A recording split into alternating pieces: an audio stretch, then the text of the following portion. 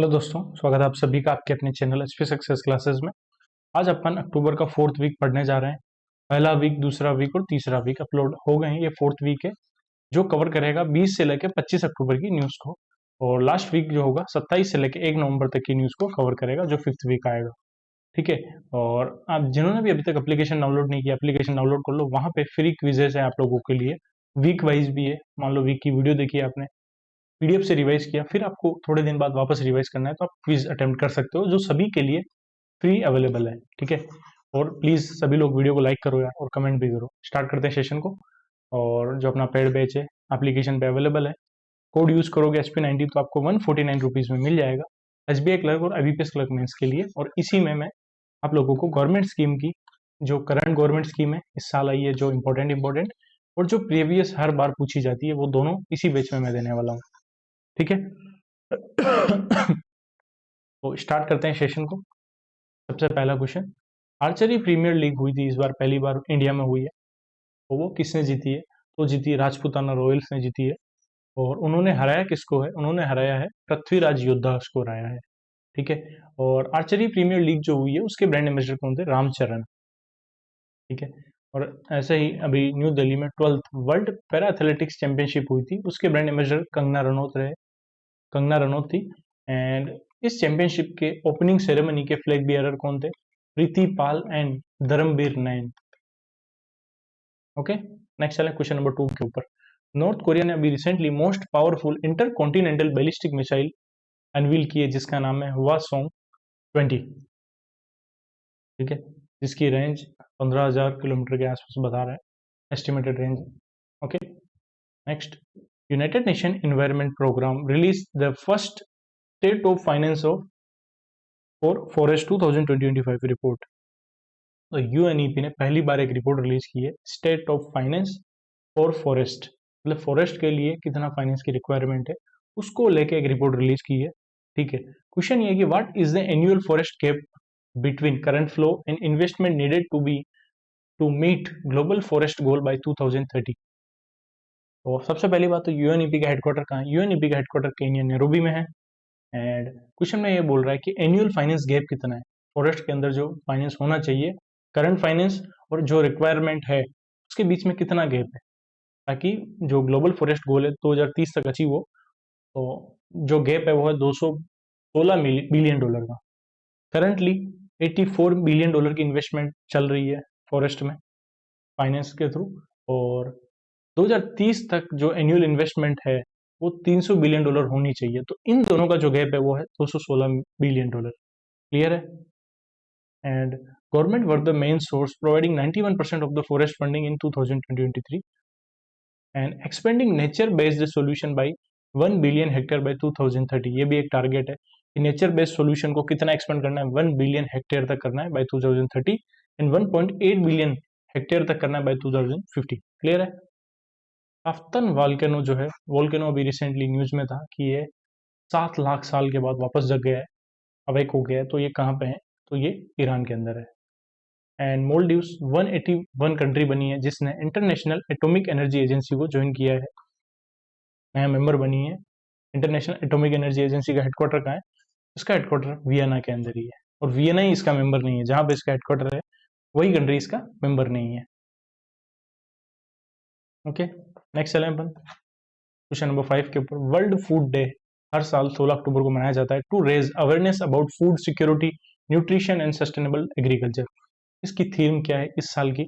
इस साल की थीम है, ऑप्शन नंबर है, hand in hand for better food and better future. ये वर्ल्ड फूड डे की थीम है। और ये डे मनाया जाता है two marks the founding of the FAO. इसी दिन एफएओ की स्थापना हुई थी, और पहली बार ये दिन 1981 में मनाया गया। ओके। एंड नेक्स्ट चले अपन क्वेश्चन नंबर 6 के ऊपर। India and Brazil agreed to significantly expand their existing trade agreement between India and Mercosur block.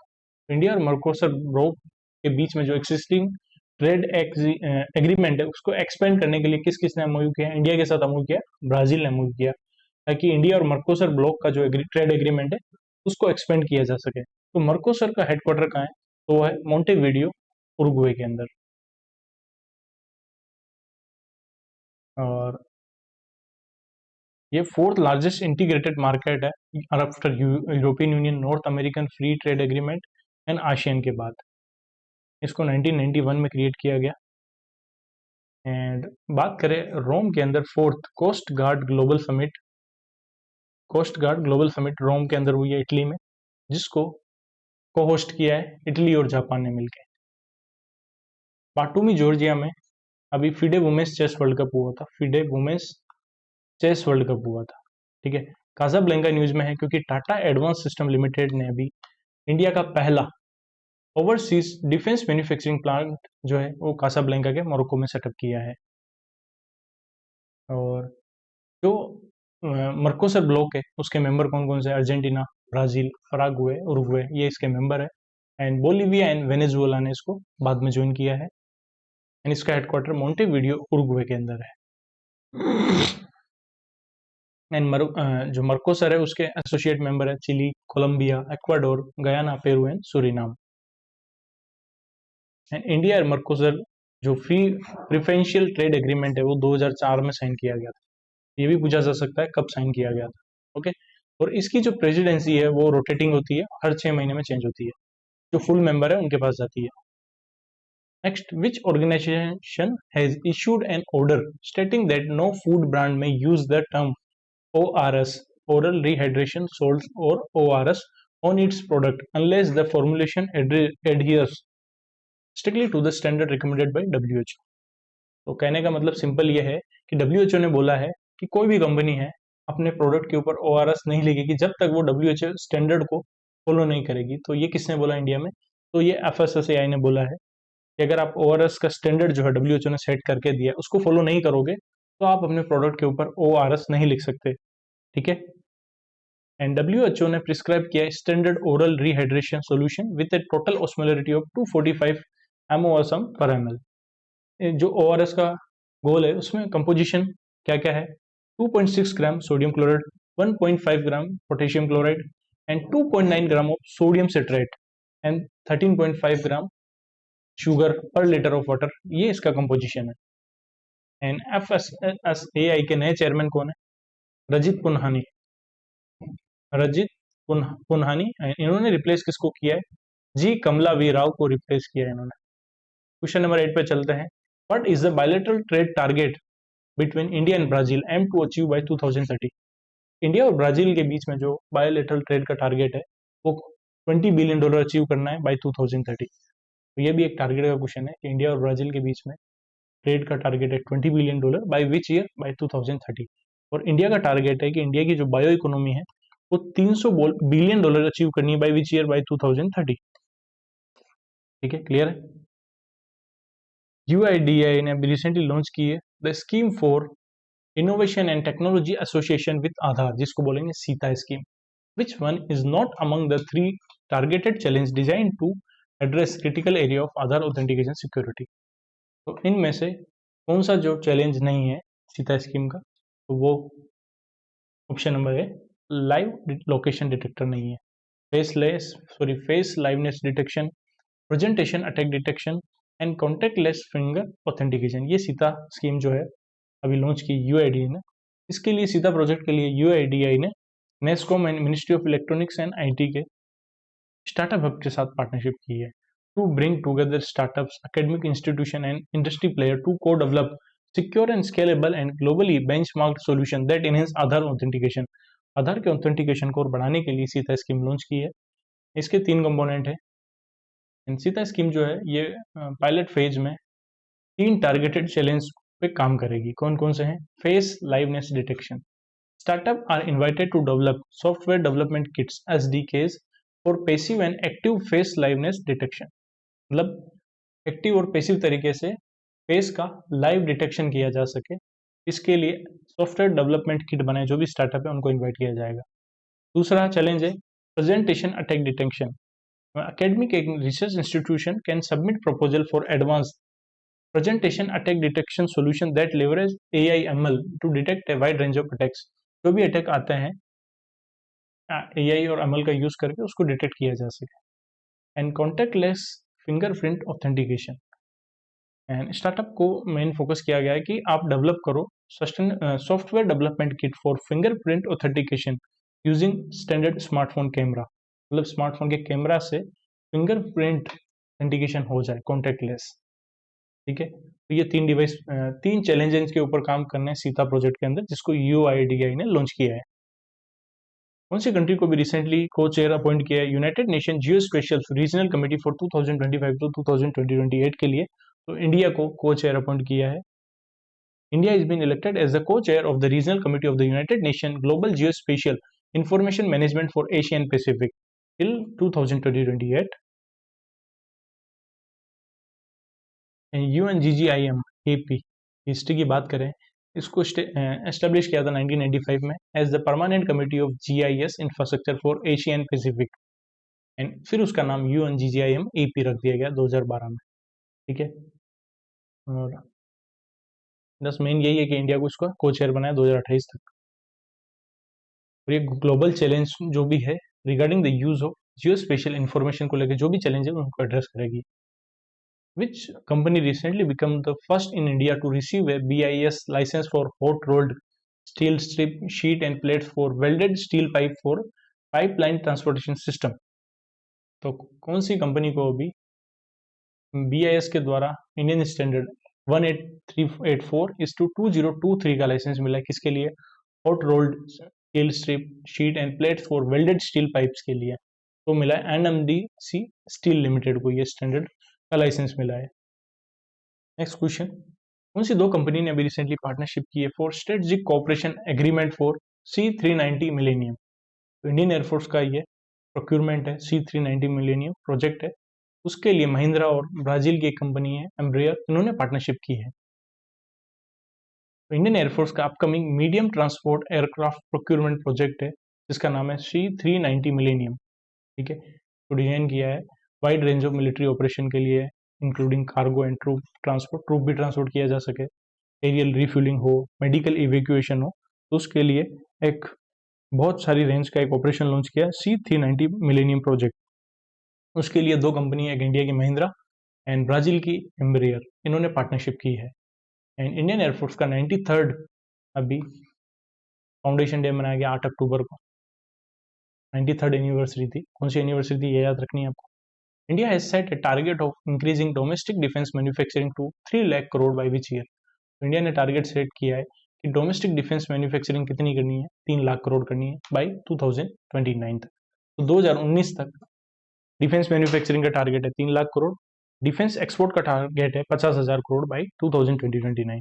Defence export की बात करें, लास्ट फाइनेंशियल ईयर जो 24-25 था, उसके लिए फाइनेंशियल ईयर 25 के लिए डिफेंस प्रोडक्शन किया 1.51 लाख करोड़ या 150,590 लाख करोड़, एंड दूसरा 1.27 लाख करोड़ था फाइनेंशियल ईयर 24 के लिए। एंड डिफेंस एक्सपोर्ट की बात करें तो वो था तो 23,622 करोड़ ये फाइनेंशियल ईयर 25 में, और उससे पहले वाले में था 21,000। तो अगर लास्ट ईयर की बात करें तो 12.04% की ग्रोथ हुई है। गवर्नमेंट का टारगेट कितना है डिफेंस मैन्युफैक्चरिंग का? 3 लाख करोड़ का, और डिफेंस एक्सपोर्ट का है 50,000 करोड़ का बाई 2029। और 2029 तक की इंडिया का टारगेट है कि ग्लोबल क्रूज टूरिज्म हब बन जाए इंडिया। क्रूज टूरिज्म का हब बनने का टारगेट इंडिया का 2029 ही है। इंडिया और FAO ने अभी रिसेंटली, इंडिया और FAO की जो पार्टनरशिप है उसको कितना टाइम कंप्लीट हो गया ऑन वर्ल्ड फूड डे? तो 80 ईयर कंप्लीट हो गए। वर्ल्ड फूड डे जो 16 अक्टूबर को मनाया जाता है उस दिन। और FAO and Government of India celebrated 80 year of partnership in New Delhi under which theme? Under जो वर्ल्ड फूड डे की जो थीम थी, hand in hand for better food and a better future, option number B. FAO की और India की 80 year की partnership complete हो गई है। ठीक है, और जो कौन से थीम के अंदर सेलिब्रेट किया गया? न्यू दिल्ली के अंदर सेलिब्रेट किया गया। Next, India post had decided to roll out a guaranteed 24 hour and 48 hour delivery timeline service, जिसका नाम बताना है आप लोगों को, जो जनवरी 2026 में स्टार्ट हो गई। तो इंडिया पोस्ट ने अभी गारंटीड 24 आवर की और 48 आवर की डिलीवरी स्टार्ट कर रहा है स्पीड पोस्ट की, जो कुछ तो 24 घंटे में डिलीवर हो जाएंगे, कुछ 48 आवर में डिलीवर हो जाएंगे जनवरी 2026 से। ठीक है, और इसके लिए अभी रिसेंटली EPFO ने क्या किया था, इंडिया पोस्ट पेमेंट बैंक के साथ पार्टनरशिप की थी। क्यों की थी? और door step digital life certificate के लिए। और इसके लिए पर सर्टिफिकेट के लिए कितना चार्ज लगी इंडिया पोस्ट पेमेंट बैंक, ये कमेंट सेक्शन में आप लोग बताना, मैंने बताया था बहुत इंपॉर्टेंट क्वेश्चन है कि पर के लिए कितने चार्ज लगी। ठीक है, तो 24 आवर डिलीवरी जो स्पीड पोस्ट सर्विस होगी वो एक दिन में होगी ऑब्वियसली, और दूसरी 48 आवर में होगी, और ये स्टार्ट होगी जनवरी 2026 में। The initiative is a part of a longer plan to modernize India's post operations and transition it from a cost center to a profit center। तो इंडिया का पोस्ट का जो बिजनेस है, ऑपरेशन है, वो कॉस्ट सेंटर है, उसको 2029 तक प्रॉफिट सेंटर बनाना है। ठीक है, मतलब थोड़ा प्रॉफिट की तरफ भी काम करें।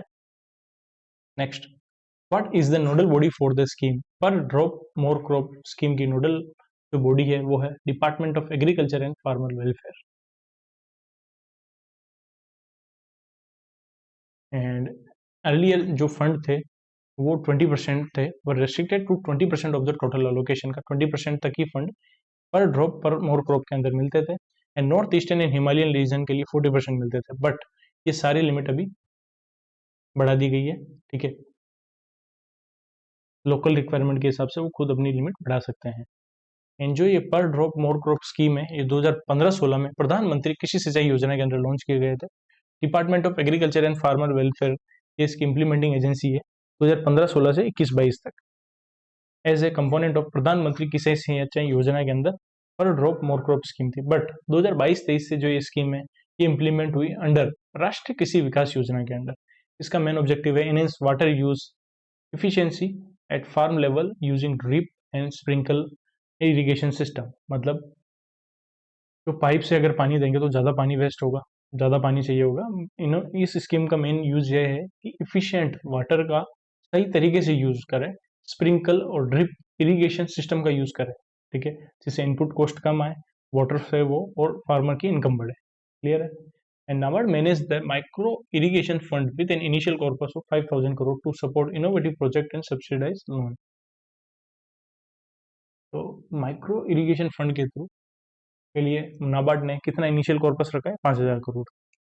इन फाइनेंशियल असिस्टेंस की बात करें तो 55% सब्सिडी मिलती है स्मॉल एंड मार्जिनल फार्मर को, और अदर्स के लिए मिलती है 45%।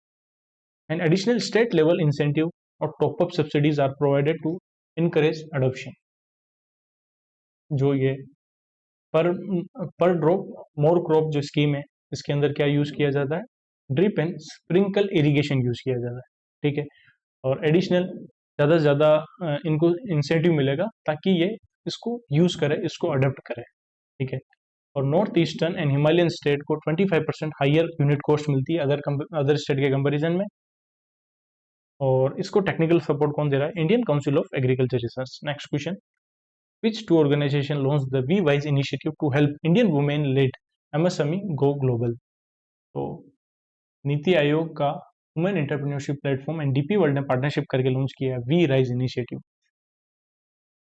We rise initiative women entrepreneurship reimagining inclusive and sustainable enterprise, ये इसकी फुल फॉर्म है। Women entrepreneurship reimagining inclusive and sustainable enterprise, we rise की फुल फॉर्म है।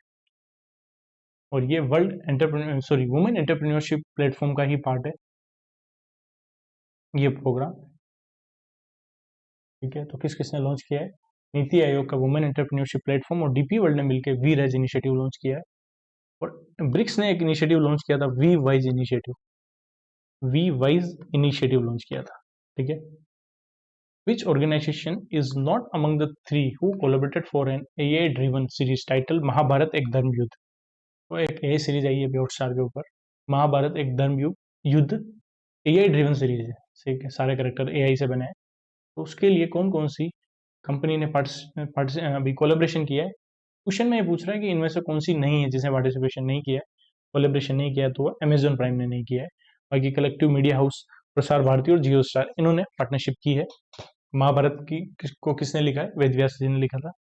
विच of the following companies has sign an non binding joint letter of intent on low carbon dioxide steel and health measure with the government of Netherlands and province of North Holland? तो अभी Netherland की government के साथ किसने अभी letter of intent sign किया on low carbon dioxide steel and health measure के लिए? तो वो किया टाटा स्टील ने। एंड इसके लिए गवर्नमेंट ऑफ नीदरलैंड जो है इनको $2 बिलियन यूरो, $1 बिलियन यूरो नहीं, $2 बिलियन का सपोर्ट करेगी। NTPC Steel Authority of India Limited Power Supply Company Limited has successfully commissioned Chhattisgarh's first 15 megawatt floating solar power plant in which district? तो छत्तीसगढ़ का पहला floating solar power plant लग रहा है 15 megawatt का। कौन लगा रहा है? एनटीपीसी और steel authority of India limited power supply company limited. ये कहाँ लगा रही है? छत्तीसगढ़ के दुर्ग डिस्ट्रिक्ट में। ठीक है, और कितनी कॉस्ट है? 111.35 करोड़ की कॉस्ट लगेगी total. Among the following was conferred with the prestigious 34th Saraswati सम्मान 2024 बाय केके बिरला फाउंडेशन के द्वारा। सरस्वती सम्मान किसको दिया गया? वो दिया ऑप्शन नंबर है महामहोपाध्याय भद्रेश स्वामी। इसके लिए? फॉर हिज बुक स्वामीनारायण सिद्धांत सुधा। कैश प्राइस 15 लाख मिलता है। सोनाली घोष न्यूज में क्यों है? क्योंकि इनको कैंटोन आर मिलर अवार्ड मिला है। कैंटोन आर मिलर अवार्ड मिला है, जिसमें कैश प्राइस $5000 होती है। ये अवार्ड कौन देता है? World commission on protected areas, जो IUCN के अंडर आता है, वो ये अवार्ड देता है। गीतांजलि श्री को पेन ट्रांसलेट अवार्ड मिला है। पेन ट्रांसलेट अवार्ड इसके लिए? वंस एलिफेंट लिव्ड हियर के लिए, वंस एलिफेंट लिव्ड हियर के लिए। और इसको इंग्लिश में ट्रांसलेट किया था रेजी डॉकवेल ने, जो अमेरिका की है। And captain Shubhanshu Shukla news में थे, क्योंकि मिनिस्ट्री ऑफ एजुकेशन का एक इनिशिएटिव है नेशन बिल्डेथॉन, उसके ब्रांड एम्बेसडर है शुभांशु शुक्ला। 2025 का IBSA women's blind football world championship will be hosted by Indian blind football federation in which city? तो वुमेन्स का अभी ब्लाइंड फुटबॉल का वर्ल्ड चैंपियनशिप अभी इंडिया में कोच्चि केरला के अंदर होगा। ठीक है, बालोद न्यूज में क्यों है? क्योंकि ये इंडिया का पहला official child marriage free district है। चाइल्ड मैरिज फ्री डिस्ट्रिक्ट है। एंड कोयम्बटूर न्यूज में है, क्योंकि तमिलनाडु ने जर्मनी की एक फुटबॉल ब्रांड है, फुटबॉल क्लब है बोरुसिया डॉर्टमुंड के साथ पार्टनरशिप करके ये सेटअप करने वाली है कोयम्बटूर में इंडिया का पहला sports tech incubation centre. Sports tech incubation centre कहाँ सेटअप कर रही है? तमिलनाडु के कोयम्बटूर में। ओके, और कोच्चि के अंदर अभी वुमेन्स का ब्लाइंड फुटबॉल वर्ल्ड कप होने वाली है। Which institution in collaboration with ISRO is developing India's first indigenously designed 7 nanometer computer processor शक्ति? तो इसरो के साथ इसने पार्टनरशिप करके इंडिया का इंडिजिनियसली डिजाइन किया 7 नैनोमीटर का कंप्यूटर प्रोसेसर, जिसका नाम है शक्ति। तो यह है IIT मद्रास ने इसरो के साथ पार्टनरशिप करके अभी डिजाइन किया है, पार्टनरशिप की है इसरो के साथ, ताकि 2028 से इसका जो भी कंप्लीट डिजाइन है वो कंप्लीट हो जाएगी शक्ति। ठीक है, एंड IIT मद्रास को अभी रिसेंटली इंडिया ने नॉमिनेट किया है for United nation centre of excellence for AI। And IIT Madras को ही ओपन AI ने क्या किया है? 5 लाख फ्री चैट GPT के लाइसेंस प्रोवाइड किए हैं। एंड IIT मद्रास को ही ओपन AI ने 4.5 करोड़ की रिसर्च ग्रांट प्रोवाइड की है। And IIT Madras in collaboration with ISRO, supported by the Ministry of Electronics and IT under the Digital India RISC-V mission. Next, India has recently developed its first indigenously discovered antibiotic नेफिथ्रोमाइसिन। का market नाम क्या है? तो India ने अभी indigenously develop की एक antibiotic जिसका नाम है नेफिथ्रोमाइसिन। इसका मार्केट नेम है मैकनेफ, और इसको डेवलप कौन सी इंडियन फार्मास्यूटिकल कंपनी करेगी? वॉकहार्ट ये डेवलप करेगी। एंड स्मॉल बेबीज के लिए भी एक स्विट्जरलैंड ने एक वैक्सीन बनाई थी जिसका नाम है क्वाटम। ठीक है, which operation was launch by directorate of revenue intelligence to stop illegal smuggling of Chinese fire cracker to into India? India में जो भी चाइनीज फायर क्रैकर आ रहे हैं, पटाखे आ रहे हैं इलीगली, उसके लिए अभी डायरेक्टरेट ऑफ रेवेन्यू इंटेलिजेंस, जो मिनिस्ट्री ऑफ फाइनेंस के अंदर आता है, उसने एक ऑपरेशन लॉन्च किया जिसका नाम है ऑपरेशन फायर ट्रेल। ठीक है, और इसके थ्रू 40 फुट का कंटेनर अभी इंटरसेप्ट किया, पकड़ा है नहावा शेवा पोर्ट के ऊपर। ऐसे इंपोर्ट के लिए DGFT से लाइसेंस चाहिए होता है। कौन सी फुटबॉल टीम ने अभी 125वां इंडियन फुटबॉल एसोसिएशन की शील्ड जीती है, तो वो जीती है मोहन बागान सुपर जियान ने 125वीं इंडियन फुटबॉल एसोसिएशन की शील्ड जीती है। इन्होंने हराया है किसको? ईस्ट बंगाल एफसी को हराया है। फाइनल कहाँ हुआ है? कोलकाता के सोल्ट लेक स्टेडियम में। Which state top in the India for recovering stolen and missing mobile phones through the central equipment identity register portal? Government का एक पोर्टल है, central equipment identity register portal है, ठीक है।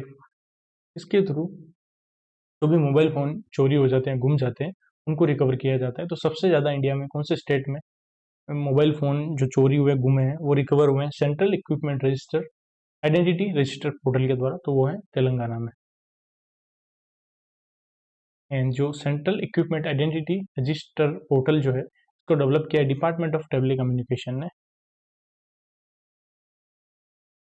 Name the first country in the Latin America that legalise euthanasia through legislation? तो कौन सी country है जिसने यूथेनेशिया को लीगलाइज किया है? तो वो है उरुग्वे। यूथेनेशिया क्या है? एक मतलब रिक्वेस्ट असिस्टेड सुसाइड है from a health care professional के द्वारा, ठीक है, Uruguay. Question number 30, which organisation has release the global antibiotic resistance surveillance report? तो कौन सी ऑर्गेनाइजेशन ने global antibiotic resistance surveillance report release की है? तो वो WHO ने। And 1 in 6 laboratory confirmed bacterial infection worldwide were resistant to antibiotic treatments. Next, who became the first Asian to be elected as the chair of IUCN Species Survival Commission for 2025 to 2029?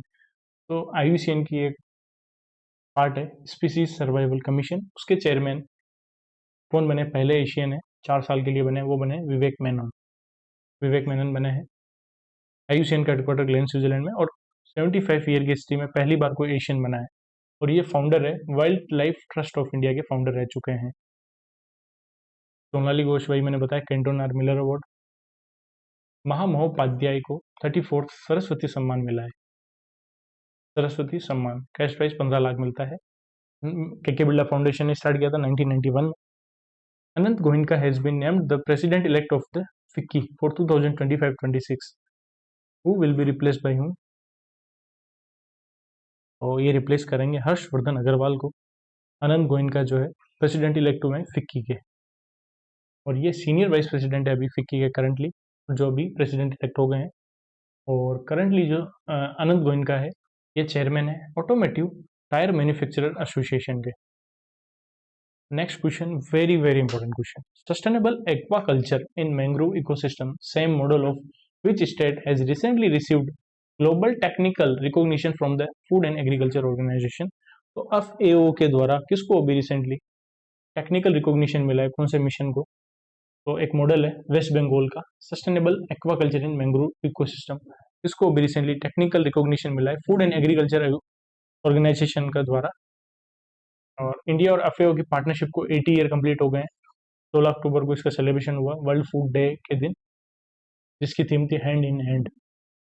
Same क्या है ये? Same जो है ये एक model है जो क्या करेगा, जो इम्प्रूव करेगा श्रिम्प ट्रेड को while protecting the mangrove ecosystem in West Bengal.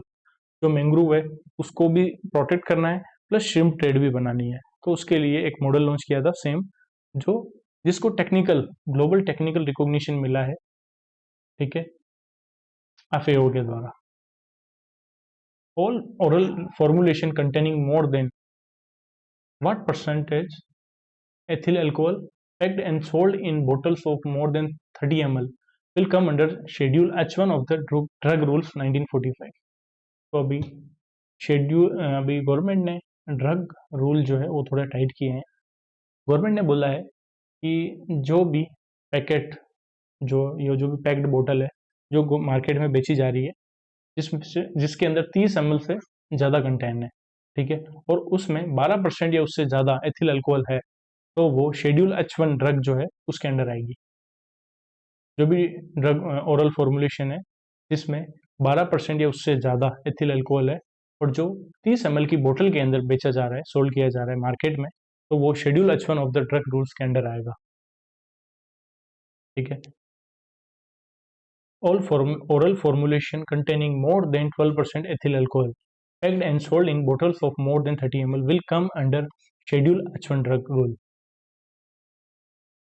And schedule H1 क्या है? ये कैटेगरी है under India drugs and cosmetics act के अंदर आता है, which includes prescription drugs that require strict monitoring. जो भी शेड्यूल H1 कैटेगरी की ड्रग होगी उनमें स्ट्रिक्ट मॉनिटरिंग होनी चाहिए, मैंडेटरी मेंटेनेंस होनी चाहिए सेल्स रिकॉर्ड की, and prescription retention by pharmacies. जो भी प्रिस्क्रिप्शन है वो रिटेन होना चाहिए फार्मेसी के पास, ठीक है। In another move to curb counterfeiting of all medicine, the Health Ministry also proposed draft rule to mandate QR codes on all vaccine. Ministry ने बोला है, हेल्थ मिनिस्ट्री ने, कि सभी वैक्सीन के ऊपर QR कोड भी होना चाहिए, ठीक है, ताकि काउंटर फिटिंग जो है, मतलब नकली दवाएं भी बिक रही है अभी आप लोगों को पता है, तो उसके लिए काउंटर फिटिंग को बचने के लिए QR कोड होना चाहिए वैक्सीन के ऊपर। अभी तक QR coding is mandatory for the top 300 best selling brand listed in Schedule S2 of the Drug Rule 1945।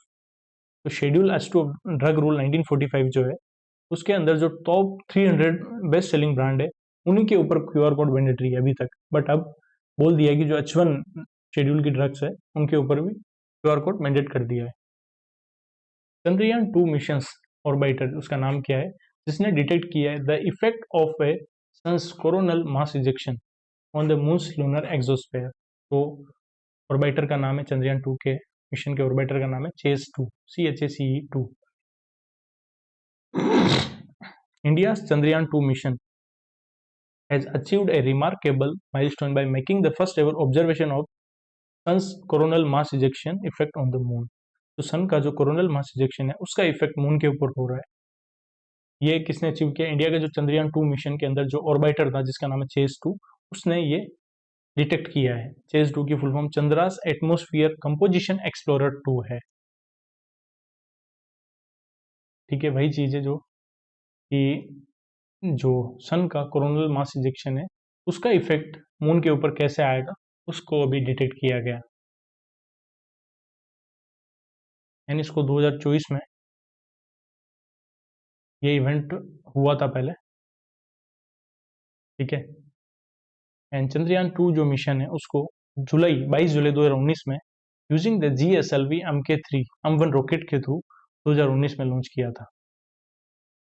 During the Deepotsav celebration in October 2025, which city set a Guinness World Record by lighting 26.17 lakh diyas along the bank of Saryu River? तो Saryu river के ऊपर, Saryu river पे कौन सा है? Option में से अयोध्या है। वहां पे 26 लाख से भी ज्यादा दिया लगा है, तो गिनीज वर्ल्ड रिकॉर्ड हो गया दीपोत्सव के दिन।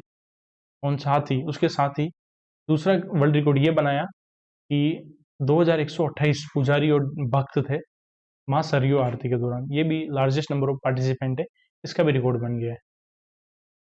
Name the mobile application that was launched by central government to streamline the cotton selling process for farmer। तो कॉटन सेलिंग प्रोसेस ऑनलाइन करने के लिए गवर्नमेंट ने एक अभी मोबाइल एप्लीकेशन लॉन्च किया जिसका नाम है कपास किसान है, ऑप्शन नंबर बी।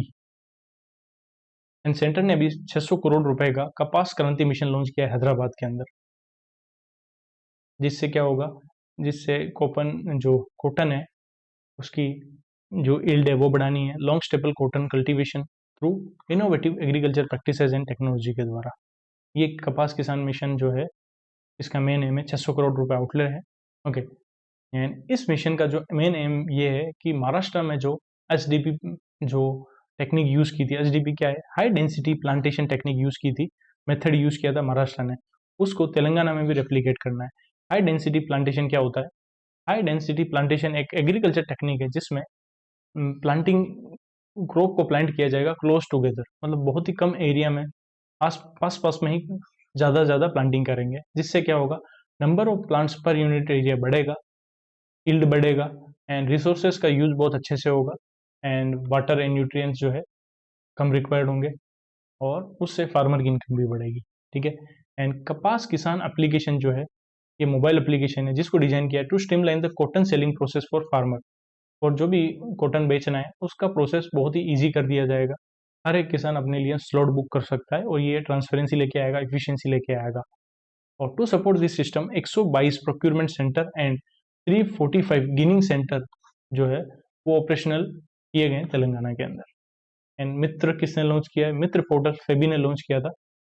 जो भी अनक्लेम्ड म्यूचुअल फंड है उनको ढूंढने के लिए कमेंट सेक्शन में मित्र की फुल फॉर्म आप लोग बताना।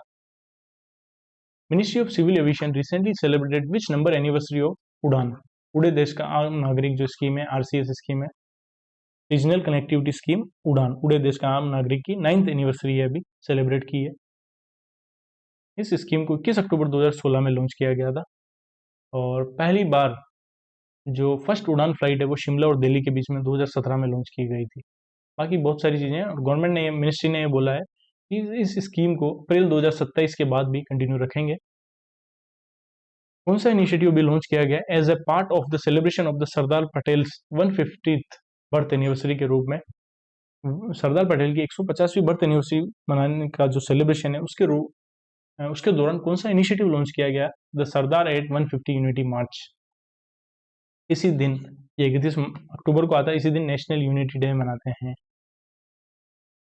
और इस दौरान 90 मिनट का प्ले किया गया नेशनल स्कूल ऑफ ड्रामा ने, अहमदाबाद, न्यू दिल्ली, बहुत सारी अलग अलग सिटी में किया गया। और जो 150वीं बर्थ एनिवर्सरी है इसका सेलिब्रेशन 2 साल तक चलेगा, जो अगले साल 31 अक्टूबर 2026 को है, बट अभी से सेलिब्रेशन स्टार्ट कर दिया है गवर्नमेंट ने।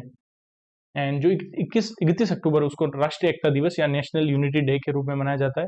एंड सरदार पटेल जी को आयरन मैन ऑफ इंडिया भी बोलते हैं। एंड इनका स्टेचू भी अभी स्टेचू ऑफ यूनिटी बोलते हैं, जो वर्ल्ड का टॉलेस्ट स्टेचू है, जो कहाँ लगाया गया? जो केवड़िया के अंदर है, गुजरात के केवड़िया में है, ठीक है, नर्मदा रिवर के ऊपर। Which country successfully converted it's technical mission into a full embassy in Kabul? तो इंडिया ने का जो टेक्निकल मिशन है उसको इंडिया ने एक फुल एम्बेसी में कन्वर्ट कर दिया है काबुल के अंदर। इससे इंडिया और अफगानिस्तान के जो टाइज है वो अच्छे होंगे। अफगानिस्तान के जो फॉरेन मिनिस्टर अभी इंडिया विजिट पे आए थे, आमिर खान मुत्ताकी, दिल्ली विजिट पे आए थे, वहीं उसी टाइम ये मूव लिया इंडिया ने। ओके, थोड़ा सा ब्रेक लेते हैं अपन।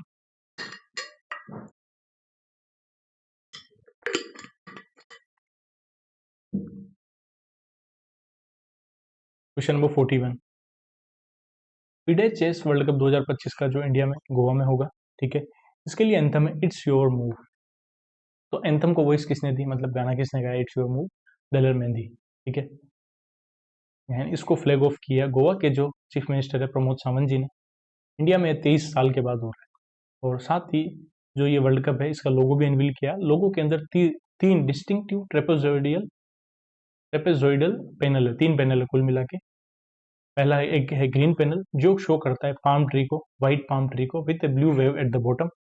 रेड पैनल बताता है diamond shaped checker board pattern in white. And तो थर्ड पैनल है येलो पैनल, वो बताता है stylised sun with curved raise, जो गोवा के सनी वेदर को रिप्रेजेंट करता है। क्लियर है। एंड स्पीशीज सर्वाइवल कमीशन जो है IUCN का, उसके चेयरपर्सन किसको बनाया? विवेक मेमन को बनाया है, जो फाउंडर है wild life trust of India के। United nation human right council के चेयर अभी इंडिया को 2026 से 28 के लिए 2 साल के लिए इंडिया को सेलेक्ट किया है। UNHRC के जो चेयरमैन है वो किसको सेलेक्ट किया? इंडिया को 2 साल के लिए। और United nation human right council जो है इसका हम थोड़ी 3 साल के लिए 26 से 28 तक, 26 27 28 3 साल के लिए है। इंडिया का ये 7th टेन्योर होगा। इससे पहले इंडिया 2006 7 8 10 12 14 15 17 19 21 एंड 22 23 में रह चुका है। United nation human right council जो है इसके टोटल 47 मेंबर है। कौन सा स्टेट ने अभी रिसेंटली एग्री कर लिया कि वो ज्वाइन करने वाला है PM Shri scheme after 3 year of resistance? तो केरला ने अनाउंस किया है कि चलो हम ज्वाइन कर ही लेते हैं PM Shri scheme.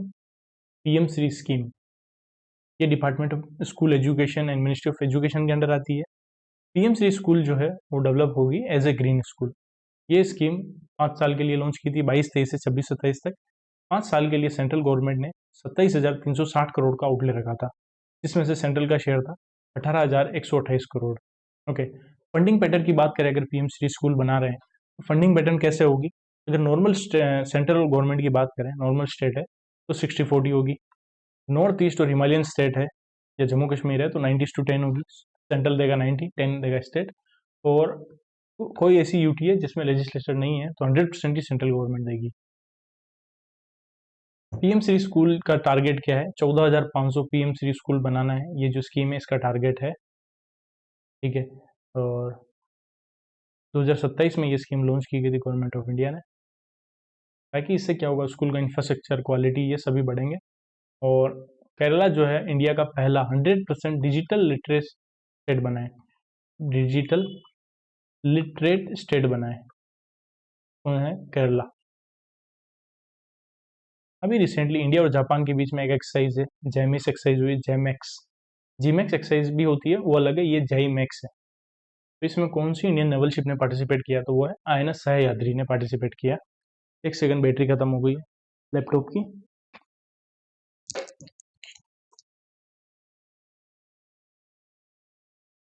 INS Sahyadri जो है ये शिवालिक क्लास की गाइडेड मिसाइल स्टेल्थ फ्रिगेट है, इसने पार्टिसिपेट किया है, और इसका हार्बर फेज हुआ योकोसुका, जापान में। इंडिया और जापान के बीच में एक्सरसाइज हुई थी जामाता, जो कहाँ पे हुई है कमेंट सेक्शन में बताना। और आईएनएस सह्याद्री को किसने डेवलप किया था? Mazagon dock shipbuilders limited ने। एंड इसी के साथ तमिलनाडु ने पार्टनरशिप की है अभी, Mazagon dock shipbuilders limited के साथ पार्टनरशिप की है। ठीक है, क्योंकि ये ग्रीनफील्ड शिपयार्ड बनाना चाह रहे हैं, ग्रीनफील्ड शिपयार्ड बनाने के लिए पार्टनरशिप की है। This company has announced an Atlas, an AI-powered web browser that includes agentic capabilities designed to compete with web browsers like Google Chrome. तो अभी एक AI पावर्ड वेब ब्राउजर है जिसका नाम एटलस, किसने बनाया? ये बनाया ओपन एआई ने। तो ओपन एआई ने अनाउंस किया है चैट जीपीटी एटलस, ये AI पावर्ड वेब ब्राउजर है। एंड प्रोजेक्ट इर किसका है? प्रोजेक्ट इर माइक्रोसॉफ्ट का है, project Ire. According to the very very important scheme, तो स्कीम नहीं है, ये रिपोर्ट है एफएओ की। Global forest resource assessment report announce हुई है अभी फूड एंड एग्रीकल्चर ऑर्गेनाइजेशन के अकॉर्डिंग। उसके अकॉर्डिंग टोटल फॉरेस्ट एरिया में इंडिया की रैंक कितनी है? तो टोटल फॉरेस्ट एरिया के टर्म्स में बात करें, इंडिया 9th नंबर पे है ग्लोबल फॉरेस्ट रिसोर्स असेसमेंट के अकॉर्डिंग। और इंडिया का जो फॉरेस्ट एरिया है 72.7 मिलियन हेक्टेयर है, जो वर्ल्ड का टोटल 2% है वर्ल्ड का। अगर फॉरेस्ट एरिया में इंडिया 9th नंबर पे है, बट अगर बात करें फॉरेस्ट गेन में कितना, अगर कंपेरिजन करें कितना फॉरेस्ट गेन किया है, तो इंडिया उसमें 3rd नंबर पे है। और टोटल ग्लोबल कार्बन सिंक के अंदर इंडिया टॉप 5 में है, 5th है। ठीक है, और ये रिपोर्ट हर 5 साल में एफएओ रिलीज करता है। ठीक है, और ये रिपोर्ट बताती कॉम्प्रिहेंसिव ग्लोबल इवोल्यूशन करता है फॉरेस्ट रिसोर्सेज का, उनका कितना एरिया बढ़ा है, ये यूज करेगा अक्रॉस टू 36 कंट्री को, और ये हर 5 साल में ये रिपोर्ट आती है एफएओ के द्वारा। ग्लोबल फॉरेस्ट एक्सटेंट की बात करें, forest now cover 4.14 billion hectare. तो टोटल एरिया कितना है? 4.14 बिलियन हेक्टेयर, जो टोटल लैंड एरिया का 32% है। टॉप 5 कंट्री कौन सी है, ये इंपॉर्टेंट है। रशिया के अंदर सबसे ज़्यादा फॉरेस्ट एरिया है 832 मिलियन हेक्टेयर, देन ब्राज़ील में 486, देन कनाडा में, देन यूएसए, एंड 5 पे चाइना है। इंडिया 9th नंबर पे है। एंड डिफॉरेस्टेशन की बात करें, वो डिक्लाइन हुआ है। एनुअल ग्लोबल डिफॉरेस्टेशन जो है वो 10.9 मिलियन हेक्टेयर से डिक्लाइन हुआ है due to improved monitoring, policy reforms and afforestation in Asia and South Africa. And forest gain की बात करें तो कितना हुआ? एनुअली फॉरेस्ट गेन हुआ 6.78 मिलियन हेक्टेयर, हर साल फॉरेस्ट गेन हुआ है। ओके, उसके अलावा प्रोटेक्टेड एरियाज की बात करें तो 813 मिलियन हेक्टेयर का जो फॉरेस्ट है वो अब लीगल प्रोटेक्शन के अंडर आता है, हर कोई उसको यूज नहीं कर सकता है, उससे कोई भी छेड़छाड़ नहीं कर सकता है, क्योंकि वो लीगली प्रोटेक्टेड है। 813 मिलियन हेक्टेयर। और बेम्बू की बात करें, ओनरशिप की भी बात कर लेते हैं, कि जो 71% ऑफ द फॉरेस्ट एरिया जो है वो पब्लिकली ओन्ड है, पब्लिक के पास है। 24% जो प्राइवेट कम्युनिटी होल्डर के पास है। और बेम्बू रिसोर्स की बात करें तो टोटल बेम्बू रिसोर्स कितना है? 30.1 मिलियन हेक्टेयर के एरिया में है। उसमें से एशिया के पास है 21.1 मिलियन, और एशिया में भी इंडिया के पास है 11.8 मिलियन हेक्टेयर। और रबर प्लांटेशन में इंडिया 5th नंबर है ग्लोबली। निंगोल चाकुबा फेस्टिवल हर साल नागालैंड में मनाया जाता है। नागालैंड की एक सिटी है कोहिमा, ये नारी रिपोर्ट के अकॉर्डिंग इंडिया की सेफेस्ट सिटी है। सखारोव प्राइज जो है 2025 का किसको दिया गया? वो दिया एंद्रेस कोकोबट एंड माजिया मिया, सॉरी माजिया नहीं है, मिया अमगलोबेली, प्रोनाउंसिएशन कुछ भी कर लो आप, सखारोव प्राइज किसको दिया? फॉर फ्रीडम ऑफ फाइट के लिए, फ्रीडम ऑफ थॉट के लिए दिया। इसमें मॉनेटरी अवार्ड मिलता है 50,000 यूरो। ऑप्शन नंबर सी। जो एंद्रेस पोकोबट है ये पोलैंड के हैं, एंड मिया अमगलोबेले ये है जॉर्जिया के जर्नलिस्ट, दोनों ही जेल के अंदर है। और ये जो सखारोव प्राइज मिलता है स्पेशली इनको मिलता है, उनको मिलता है जो डिफेंड करेंगे ह्यूमन राइट्स, ठीक है। एंड $50,000 का जो अवार्ड मिलता है किस में मिलता है? इस बार अभी 67th रमन मैग्सेसे अवार्ड दिया गया, ठीक है। वो किसको दिया? पहली बार किसी एनजीओ को, इंडियन ऑर्गेनाइजेशन को दिया, सॉरी एनजीओ नहीं, इंडियन ऑर्गेनाइजेशन, क्योंकि ये इंडिविजुअल को भी दिया जाता है, ऑर्गेनाइजेशन को भी दिया जाता है। पहली बार एनजीओ को दिया है, एजुकेट गल्फ एनजीओ को, एजुकेट गल्फ एनजीओ को दिया गया। और रामानुजन प्राइज, सस्त्र रामानुजन अवार्ड है, उसमें भी कैश प्राइज $10,000 है। अलेक्जेंडर स्मिथ है अमेरिका के, उनको इस बार का सस्त्र रामानुजन अवार्ड मिला है। Under the India EFTA trade and economic partnership agreement TEPA, the EFTA bloc has pledged to invest how much amount in India over the period of 15 years। तो EFTA block ने announce किया है कि वो $100 billion announce investment करेंगे India के अंदर next 15 year में। फेज वाइज होगा, 10 साल में करेंगे $50 बिलियन, और फिर नेक्स्ट लास्ट के 5 साल में करेंगे $50 billion. India EFTA European free trade, EFTA trade and economic partnership agreement जिसको टेपा बोलते हैं। इंडिया EFTA शॉर्ट TEPA जो है वो साइन की गई India and the European free trade association के बीच में, ठीक है। India EFTA trade and economic partnership agreement, ठीक है, ये इंडिया और European free trade agreement association के बीच में साइन की गई मार्च 2024 में। जो EFTA है उसके मेंबर कौन है? यूरोपियन फ्री ट्रेड एसोसिएशन के जो मेंबर है वो कौन है? Iceland, Liechtenstein, Norway and Switzerland. और ये फेज वाइज इन्वेस्ट करेंगे, $50 बिलियन करेंगे नेक्स्ट फर्स्ट 10 ईयर में, एंड नेक्स्ट में $50 बिलियन करेंगे। और ये कमिटमेंट कर रहे हैं कि long term capital and FDI investment करेंगे, FDI के थ्रू इन्वेस्टमेंट करेंगे, और इससे directly 1 million direct jobs India में जनरेट होगी। The authorised economic operator programme in India operates under which international framework? The authorised economic operator programme जो है India का, वो कौन से इंटरनेशनल फ्रेमवर्क के अंडर वर्क करता है? वो करता है वर्ल्ड कस्टम ऑर्गेनाइजेशन के एक सेफ फ्रेमवर्क है, सेफ फ्रेमवर्क ऑफ स्टैंडर्ड के अंदर वर्क करता है। जो ऑथोराइज इकोनॉमिक ऑपरेटर है प्रोग्राम है, इसको अभी WTO ने प्रेस किया, क्यों किया? For boosting participation of MSME in international trade. International trade में MSME का पार्टिसिपेशन बढ़ाया है। किसने बढ़ाया है? ऑथोराइज इकोनॉमिक ऑपरेटर प्रोग्राम में। इसके लिए WTO ने इसकी तारीफ भी की है। और जो ऑथोराइज इकोनॉमिक ऑपरेटर प्रोग्राम है ये ऑपरेट करता है under the world custom organisation safe framework के अंडर वर्क करता है, ठीक है। एंड सेफ फ्रेमवर्क के जो 3 पिलर है उसमें से एक पिलर AEO है, ठीक है। और इसको इम्प्लीमेंट किसने किया? Directorate of international custom under CBIC के अंडर जो आता है। प्राइम मिनिस्टर ऑफ इंडिया जो मोदी जी हैं उन्होंने दीपावली सेलिब्रेट की INS विक्रांत के ऊपर, और उन्होंने आर्म फोर्सेस को तारीफ की, यूनिटी की, ऑपरेशन सिंदूर के बारे में बात की, ठीक है। तो जो INS विक्रांत है इसको किसने बनाया है? इसको बनाया है कोचिन शिपयार्ड लिमिटेड ने। और ये इंडिया का पहला design and manufactured aircraft carrier है इंडिजिनसली, एंड इसकी डिजाइन की है वॉरशिप डिजाइन ब्यूरो ने, और कंस्ट्रक्ट किया है कोचिन शिपयार्ड लिमिटेड ने। 2022 में नेवी ने कमीशन किया था इसको। Very very important question, which government body has launched the SOAR Skilling for AI Readiness Program to provide basic AI literacy to school student and educator across India? तो ministry of skill development and entrepreneurship ने launch किया है skilling for AI readiness programme. ये क्या करेगा?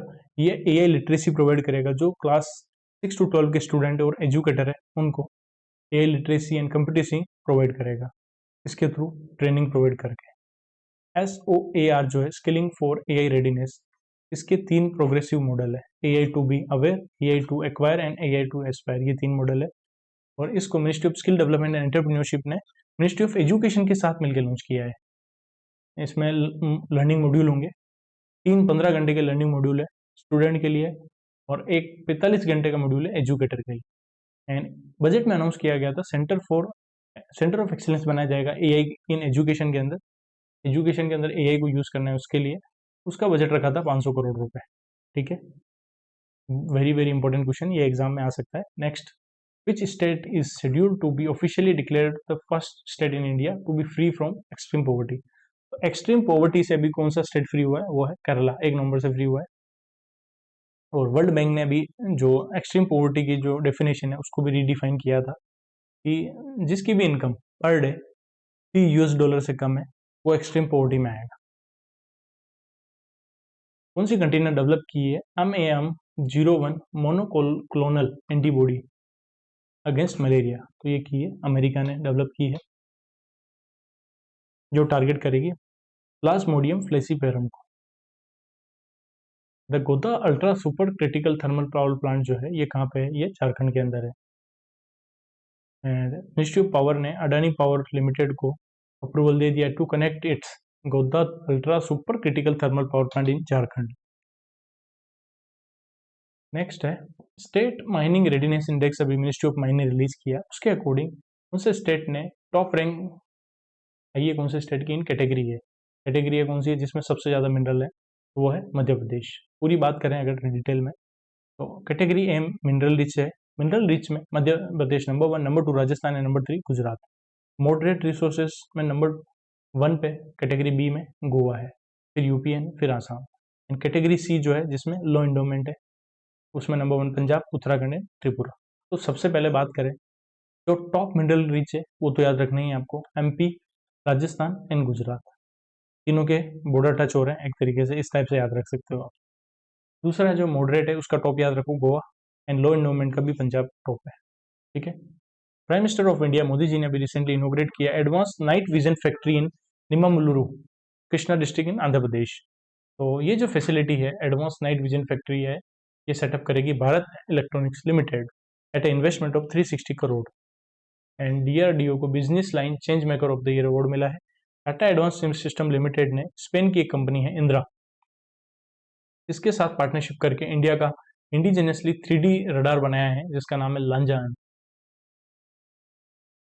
विच organisation, very very important, बहुत ही important चीज आ रही है। थोड़ा सा ब्रेक लेके फिर कंटिन्यू करते हैं। ये एग्जाम पॉइंट ऑफ व्यू से काफी इंपॉर्टेंट रिपोर्ट है। ठीक है, पूरी सारी चीजें ध्यान से सुनना, बहुत डेटा है बट काम काम का डेटा मैं बताऊंगा उसको अच्छे से ध्यान में रखना एटलीस्ट। तो पार्ट मैंने 2 डाला था अक्टूबर का, वो नहीं देखा आप लोगों ने, अभी जाके देख लो एक बार जिसने नहीं देखा है।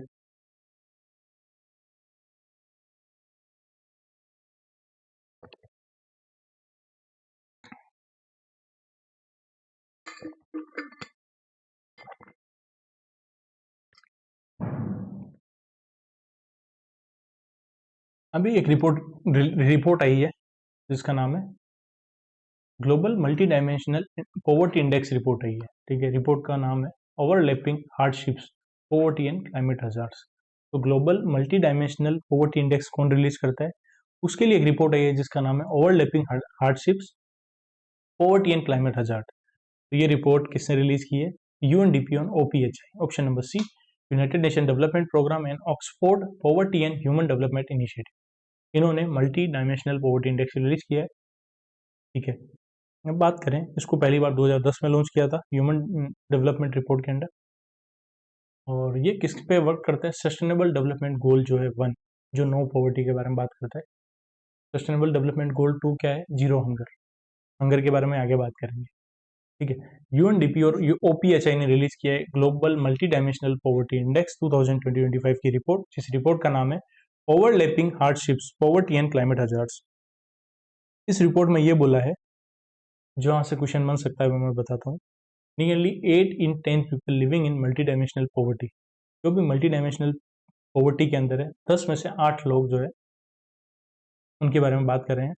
तो जो 887 मिलियन पीपल जो है out of 1.1 billion globally are directly expose to climate hazards.